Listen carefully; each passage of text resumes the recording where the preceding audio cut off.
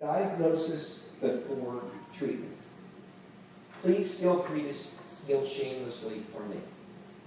Synergy uses the diagnosis before treatment approach in helping our organizations to consistently and most effectively hire the right leaders the first times. And we do this by helping them to first identify the unique requirements for success in a given position or in a given group of positions. We help them to define with great accuracy exactly what's going to take to succeed in that position, in their organization, because your culture, your work norms, etc., are different than other organizations. And anybody that says to you that it's the exact same and we have national norms, don't believe them. They're selling you snow in the winter. Okay? In the process, by looking at these kinds of approach, the diagnosis before treatment approach, what we're doing is we're measuring and matching your leaders along those dimensions that matter most to your mutual success. Okay? This helps organizations, by design, to minimize their organizational risks while maximizing productivity and providing a clear roadmap for both the organization and each leader to achieve success.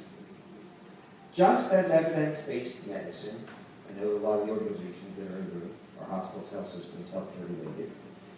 Just as evidence-based medicine recognizes that it always costs less to do things right the first time, progressive leaders understand that they need to assess the specific criteria for success first, right up front, and identify those leader candidates who are natural fits. This evidence-based approach will significantly increase your confidence and your selected leaders' odds for success. Okay?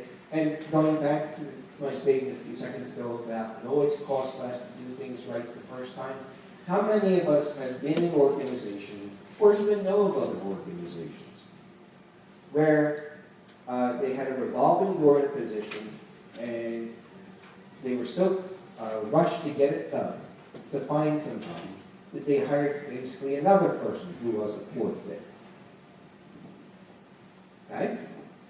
One of the things one of the takeaways for today is that those organizations who claim that they can't afford to do it right amazingly come up with the money and the other resources and commit the time to do it right the second, the third, the fifth time.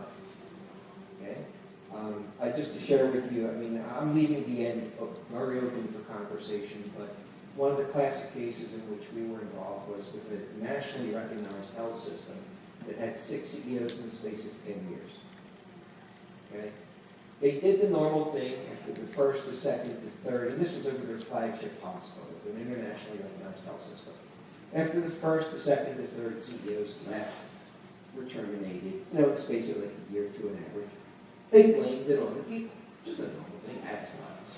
Healthcare, they have Teflon suits, so they don't do anything wrong. They don't do anything wrong. But when they got beyond 4, 5, 6, they really started looking in the mirror, sort of like the Baldrige mirror. They asked us to help them to figure out what was going on. In the space of a couple of days of consulting with them, we helped them to figure out what was going on. We pointed out to them that Gumby could not have succeeded in the position the way in which the position was structured. I'm delighted to tell you that they made some structural changes in terms of how things were set up. They listened to us. We gave them the data that they needed to make good decisions. We've now had one CEO there for about 17 years. Okay? But when you're more deliberate, you're more serious about getting the right results, you want to take in critical data to help make good decisions.